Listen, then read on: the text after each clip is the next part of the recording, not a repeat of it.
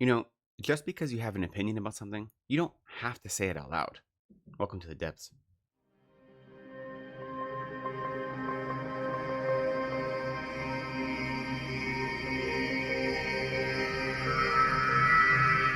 Hello, welcome or welcome back to Reading from the Depths. My name is Lecton.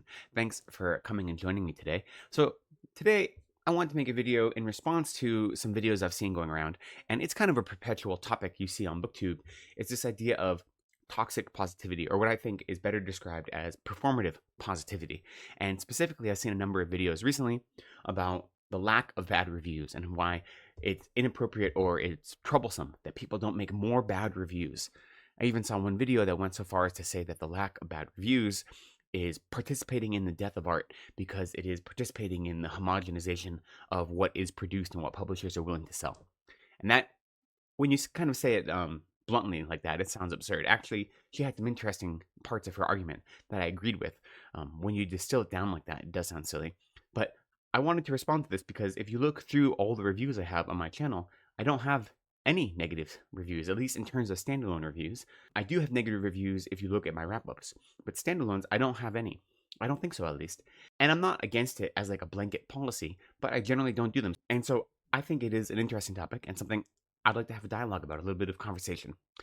I will say that I don't use any other social media, so I can't speak to Instagram or TikTok or any other bookish places online. I can only speak to YouTube. So this debate may be different and it may play out differently depending on the platform that you are focusing on. So I can't speak to what it's like on those other platforms. On BookTube, it's true that I don't see a whole lot of negative reviews or as many negative reviews on BookTube as I do positive reviews. And now part of that is that many people, I think, look at BookTube as a community space, right? I think of all the BookTube channels I follow, at least half of them don't do dedicated reviews regularly. How many people, at least, want to approach BookTube? They look at BookTube, and many channels I follow, they do weekly wrap-ups and they do book tags and they create other bookish content, but they don't do standalone reviews that often. And so to make a standalone review that is just a negative review is probably outside of what they want to use this platform for, because they look at this as a community space. And so the idea that everyone has to be doing negative reviews or reviews in general is not necessarily a full assessment of what BookTube offers people. So that goes into the question, why review books at all, and why review books on BookTube? And I do a lot of reviews on BookTube. At least half of my content is reviews, dedicated reviews to books. And all the books I read, I review on Storygraph and on Goodreads.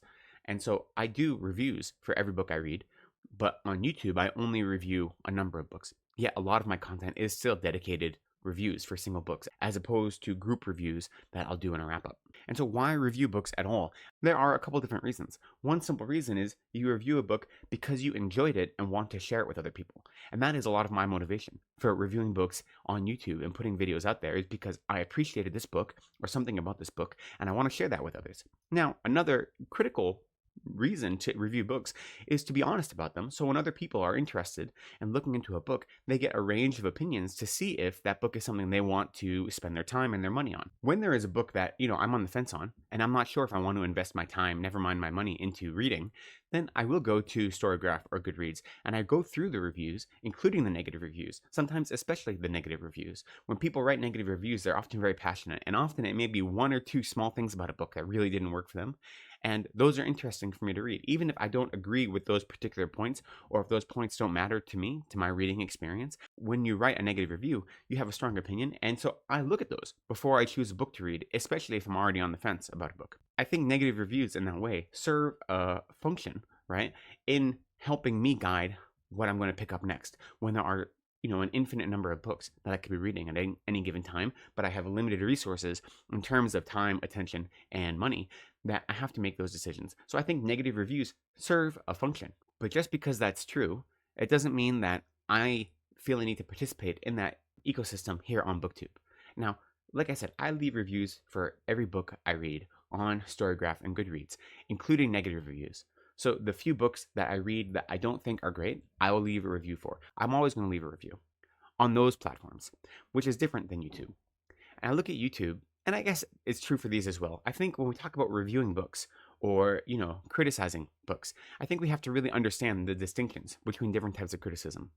You have popular criticism, professional criticism, and then literary criticism. Most of book reviews are going to fall into popular criticism or professional criticism, not literary criticism. And I think people combine these categories sometimes. So first off, literary criticism is less about whether you enjoy a book or like a book, but it's an academic process of looking into the intellectual and cultural engines that created a book, right? What the book is trying to do, either explicitly or implicitly, or maybe even without the author knowing, and whether it's effective in doing those things. What role that text plays in the society that birthed that text. So literary criticism is its own thing. And you see literary criticism on YouTube, but not quite often. Most of what we're doing when we review books is not literary criticism. So I think this idea of this, hoity-toity, elevated, educated, academic participation in a conversation with literature is not what most of us are doing. What we're doing is popular criticism. And that I distinguish from professional criticism only insofar as we are not being paid to do book reviews. We don't work for a journal or for a newspaper or for a magazine where we're given a book that we have to review. The content of a professional review versus a popular review may be the exact same, and the quality of the review might be the exact same. The difference being, if I worked at a magazine, a literary magazine or a newspaper or any of these things, even a website, where I was assigned a book and said, it is your job to review this book, then that is a whole different beast. And if I didn't like the book, then it's my responsibility to write a negative review because I'm being paid to do that. That is what a professional reviewer does, is they review whatever books come across them. They don't get to pick and choose, unlike popular reviewers. Now, ideally, a professional reviewer, you'd hope that it would be better in terms of content and that they'd be better writers and they'd be more adept at understanding how to discuss literature and how to discuss what works and doesn't work in a book. But that's not always the case. I think a lot of popular reviews are incredibly well done, well thought out, and are equal in quality.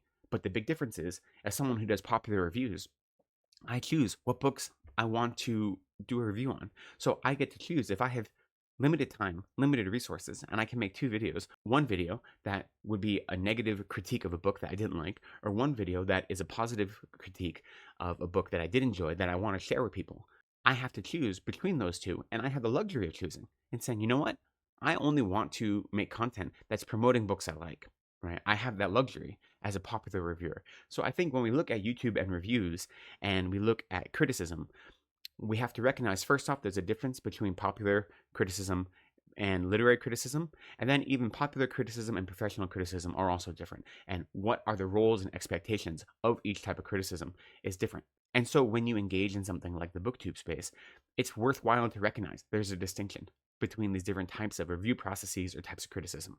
As someone who does popular reviews, my own review style is I almost never give a summary of the book, or a very minimal summary if needed. Usually I expect that someone that is coming to either watch one of my reviews on YouTube or even read a review of mine on Goodreads or on Storygraph, they will already know the jacket copy. So whatever the summary of the book is that is being marketed by the publisher or the author, right?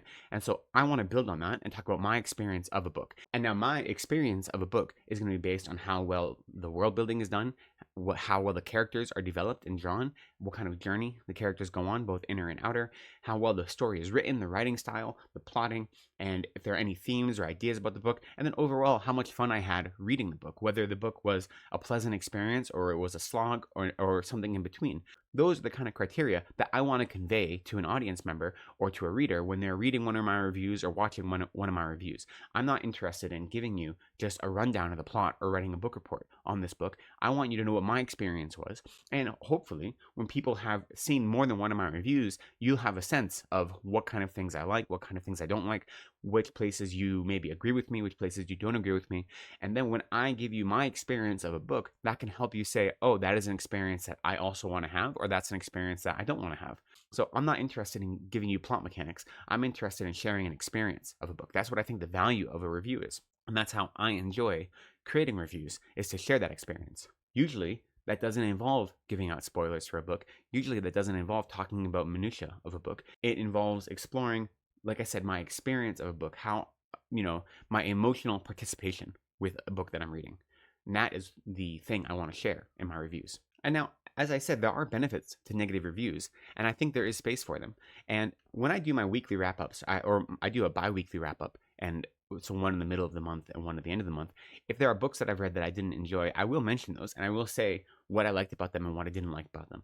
And so I do mini reviews for books that I don't enjoy when I do these wrap-ups. But standalone, I don't think I've done any negative reviews. Now, I'm not against it. I think there are times and places and circumstances where I would do a negative review.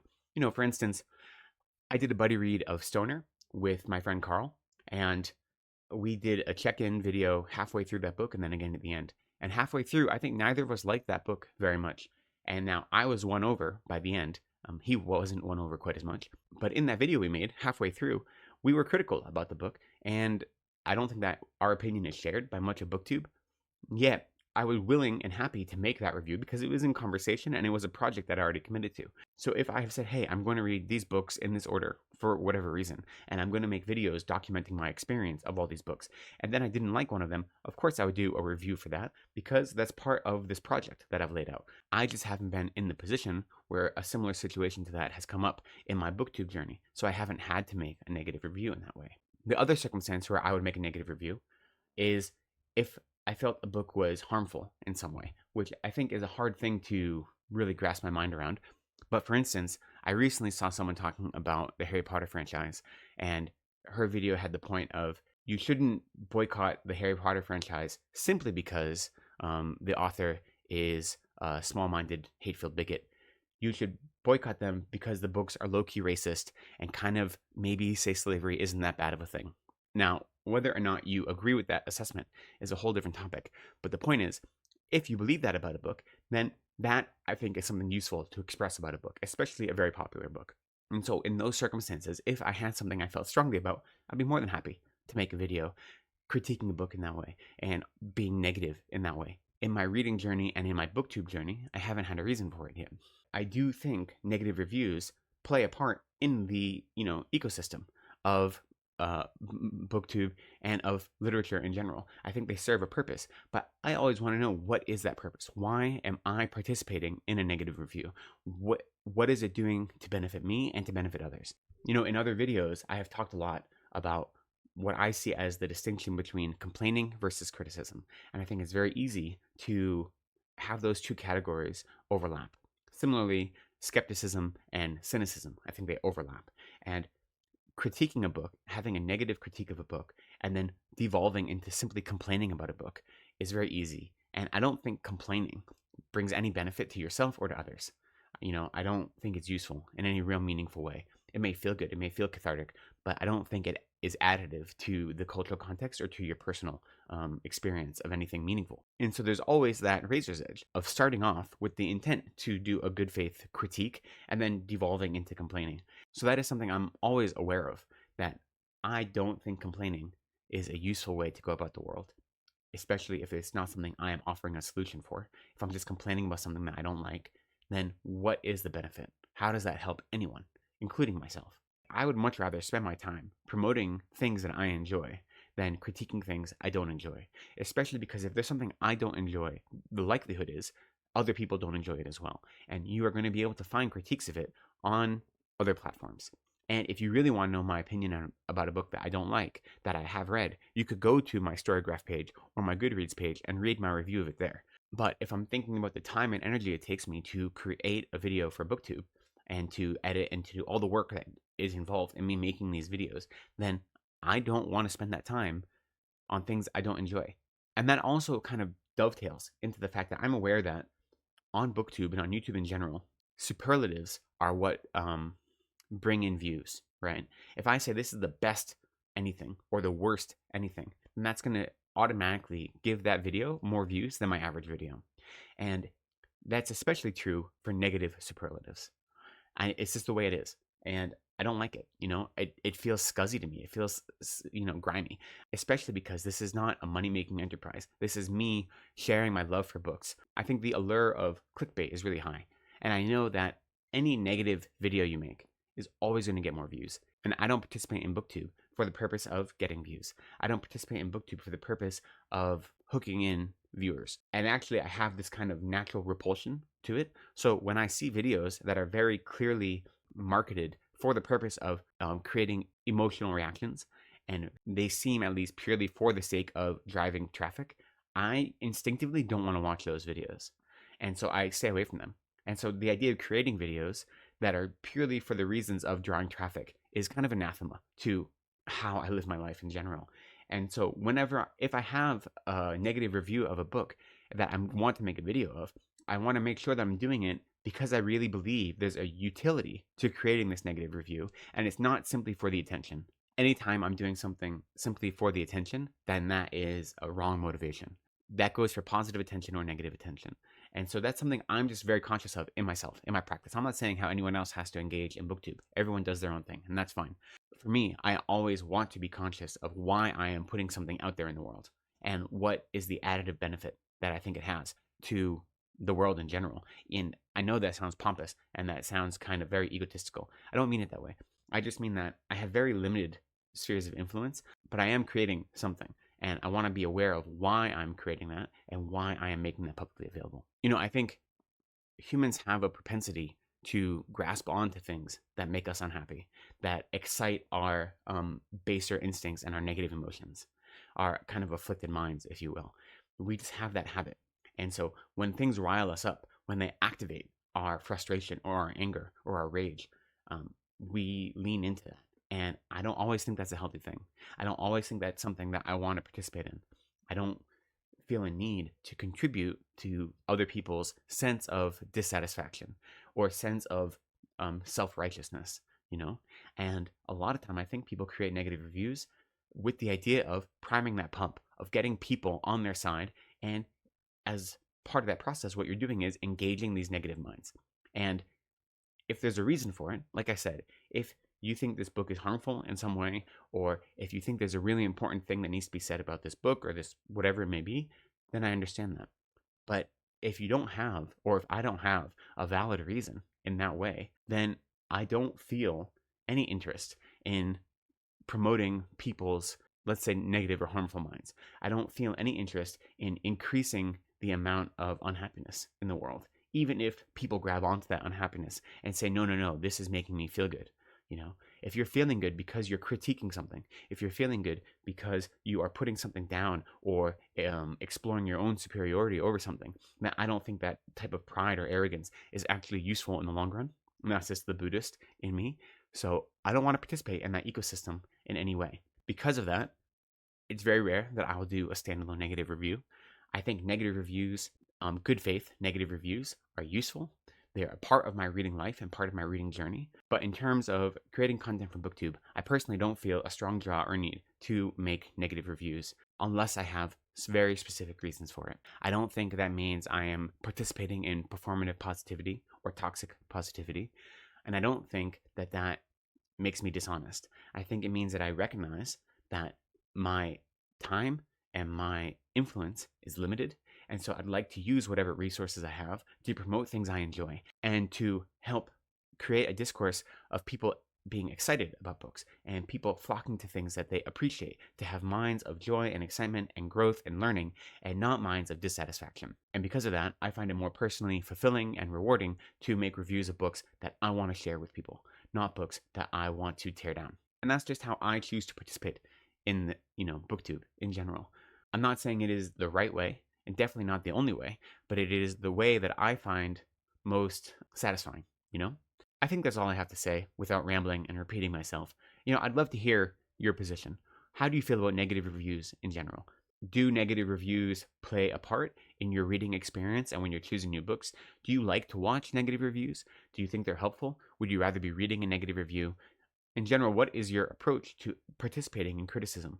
Popular and professional criticism, as well as literary criticism. And how do you think they serve different roles in your reading life, your reading journey? All these thoughts. I would love to hear what you have to say about it. I'd love to have a real conversation going. For now, though, I'll say thank you so much for spending some time with me. I appreciate you. Please be kind to yourselves, take care of each other, and go slowly.